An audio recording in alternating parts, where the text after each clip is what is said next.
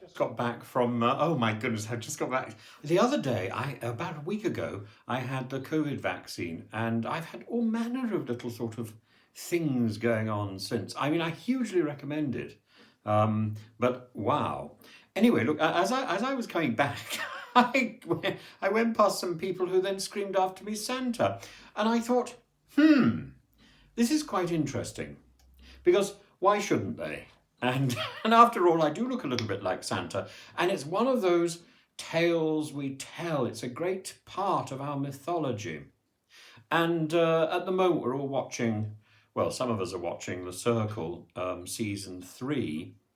And it seems to me to be fascinating that deep in our culture is an obsession with storytelling. And I think it's a good thing. People have asked me, what would do I disapprove of people catfishing? Well, the answer is no, I don't. I disapprove of people not doing it well, and I've not yet met somebody who can quite pull one over on me completely. But yeah, if you're catfishing, I think I have. I think Saeed in the present series is spectacular. He is giving us a masterclass in acting. He is playing this character so well. I mean, I take my hat off. I take my hat off to him. Now, it made me think that today is the first day of Passover. Chag Pesach Sameach. If you're celebrating Passover. In fact, actually, there's also a Muslim festival today, particularly in Turkey. So Berat Kandilinis Mubarak Olsen Türkiye. And it's also oddly the eve of Palm Sunday, so the evening, so the first day of the Western tradition of Holy Week. And what have we got here? With these three great religious traditions, we're really looking at storytelling. And, are we looking at historical events? I think the answer has to be no.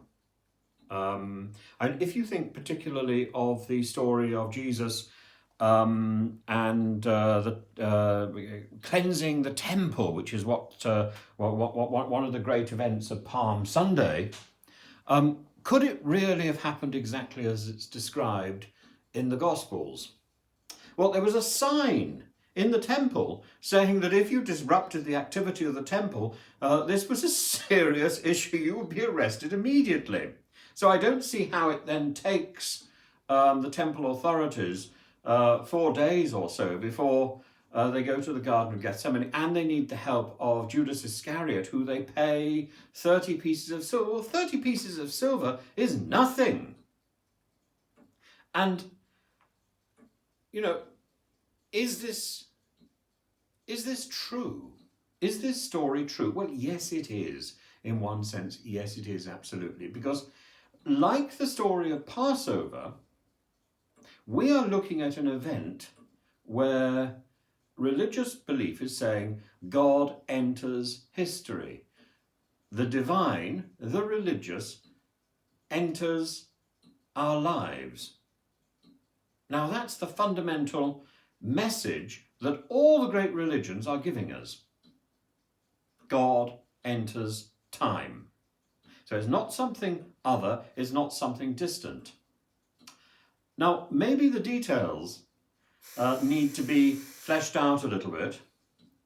Maybe we need to do a little bit of work, maybe, or maybe we don't. Maybe we simply need to accept that not everything that we read, not everything we hear is absolutely true, but there is a fundamental truth lying behind it. In other words, we're in the land of mythology, a little bit like Father Christmas. There is a fundamental truth lying behind these stories, a little bit like Saeed in The Circle.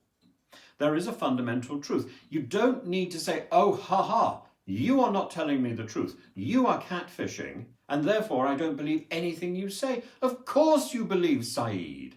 Of course you believe Hashu, because fundamentally what he is giving you is great kindness and great compassion, great warmth, that embrace of friendship, that embrace of community. That's what I believed the circle represented. So I would say, as in so many cases, sometimes we overestimate the importance of truth. We don't actually have very much access to truth. I mean, if we want to go into newspeak, we could say it's your truth. It's, our truth is always from one point of view. It's always the truth as I see it, or the truth as you see it. So I think truth is not our building block. Our building block has to be kindness and community. And when we look back, we've got these centuries of tradition where we've got the great communities, the great religious communities of the world being built on the idea of a shared story. Now, if you look at those stories in a little bit more detail, they are quite fascinating, because the story of Passover is about a community of refugees, people who are thrown out, or they choose to leave. Let my people go. They leave their homes, no matter how bad they are still their homes, and they go out into the desert and they spend 40 years without a home. Now think of that, 40 years in a camp as refugees. And what happens in the Passover story is we turn this round. We see this as a salvation event rather than an event that is horrific. Being thrown out of one country and not actually having another country to welcome you into it. Being stateless. That is that's the event that seems to lie behind Passover. And yet it becomes an event of great spiritual bonding. It defines Judaism. In the same way, let's have a look at the Christianity story. Here we've got a story of an execution, one of the most hideous executions ever invented by humanity. And it becomes the central building block of the Christian community. Again, it's been turned round. In this most horrific moment, in this awful story, Christianity is seeing the act of God, is seeing an act of community, an act of kindness, an act of coming together. The same thing in Judaism. The same thing, incidentally, in so many of the stories in Islam. What we're doing in these three great religions is saying, actually, there are awful things happening in our lives. If only we look at them properly, they are events of great significance, and they are events which are going to communicate the providence of God. We will benefit from these events, providing we look at them in the right way. Now, back to our story, which started off with the circle and with Santa, and actually even with the strange things that seem to happen after a COVID vaccination. It's simply a matter of looking at things with a positive attitude. If we look at the great thing about the COVID vaccination is I've had one.